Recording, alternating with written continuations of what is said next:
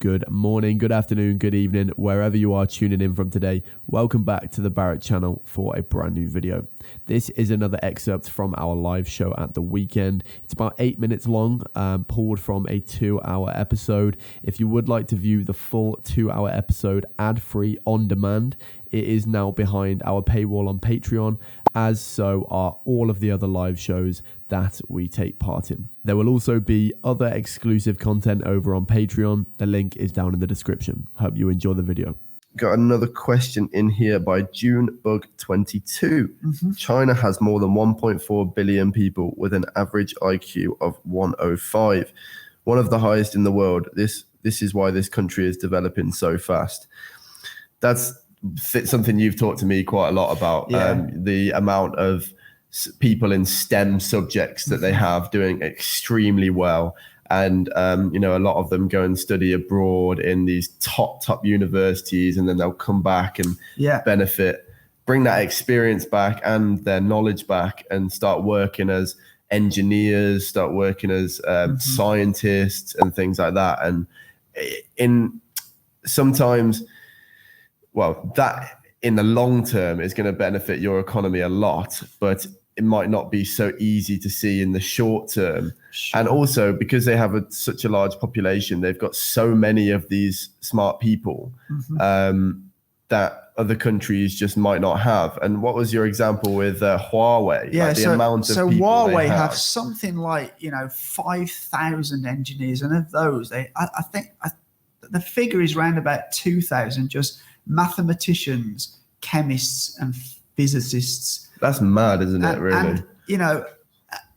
And this is, a lot of people in the West keep like, Huawei steal all the technology from other companies. Now, I'm sure in the past they've copied some designs, as a lot of companies around the world do. Samsung and Apple had a lawsuit for years, There's only so many things you can do with something like a phone. So everyone's got to copy each other in a way. And of course, and now that the same will be happening. Huawei will bring out a great new feature on a phone, and all the other phone manufacturers will be going, wow, we've got to do something similar to that. Yeah, exactly. So they're all kind of copying each other. But what I would say, those 5,000 plus engineers and, scientists that are working at Huawei, they're not all sitting there scanning the websites of Apple and Samsung and looking at their products.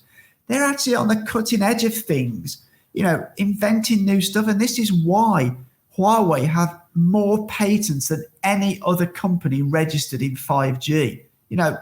You can't steal the technology to register a patent, because you're, by the sort of process of registering that patent and getting acknowledgement for that patent, you're the first one, So this business that they're stealing technology, and I've got a couple of videos that I'm going to do in the next month, which show how, America sort of hobbled a Japanese company when they took the lead in semiconductor, and then they did the same thing, and the French company who were sort of forwarding turbine manufacturers, and they got better technology than General Electric in the States. And if you look at the process, it's almost the same as they're doing with Huawei, even to the point where they arrested an executive from that French company and put him through trial. And then it was all dropped as GE or America purchased that French company. So they put all these sort of obstructions in. They arrested one of the executives because simply this French company was getting ahead of America in that particular field of technology. And exactly the same happened with, I think it was Hitachi or Toshiba. I'm sure somebody in the comments will know the name.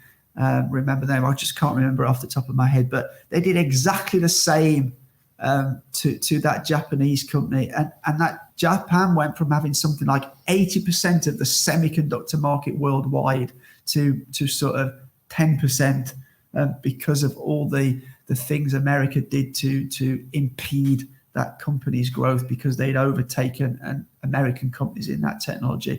And that same thing is playing out now against Huawei, because obviously 5G and AI are going to be the next kind of industrial revolution. And America don't have a very big part of that at the moment. So if I was the CEO of Nokia or Ericsson, I would be very careful at the moment. People are saying, giving you the answer that's Toshiba. Yes, Toshiba, that's right. Yeah, it seems like, you know, the last thing that you could compare AI and 5G, how do I explain it?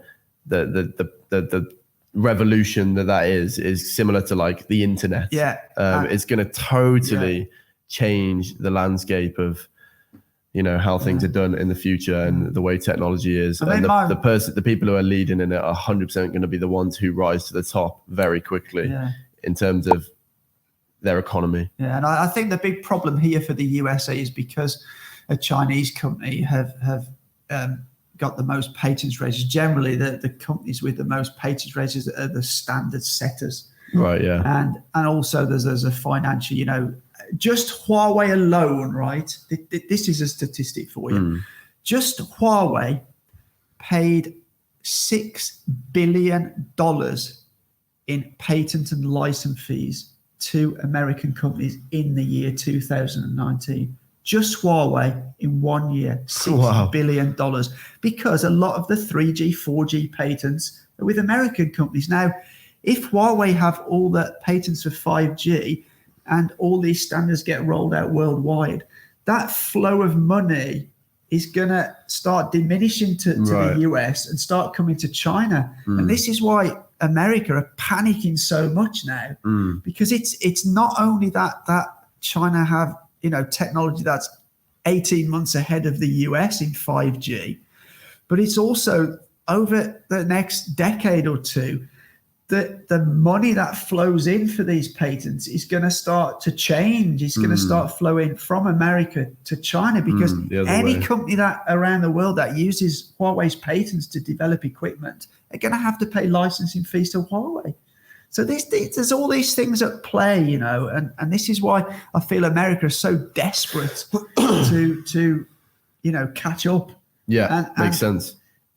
They are playing, you know, in my opinion, they're using dirty tricks to catch up.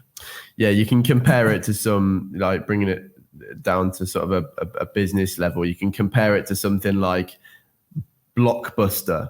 Blockbuster, for anyone who doesn't know, I don't know the countries that was popular in. So Blockbuster is a place where a long time ago that closed down, that you used to go and buy films. And rent films, and then DVDs, and then you take them back. That was before online streaming got big. And once Netflix took over, which is the new, you know, online streaming platform that everyone was starting to use, instead of Blockbuster adopting that same technology, they tried to use their advertising to bash it, didn't they? And they say like, oh no, people are going to still want to come and do this, because they didn't adopt to the new way of doing things. And that seems kind of what America are doing to China in a way, because they're behind. They're trying to, you know, create a whirlwind of anti-China sentiment to try and dissuade their population from buying Chinese goods, from using their services and whatnot. Yeah, that's right. Just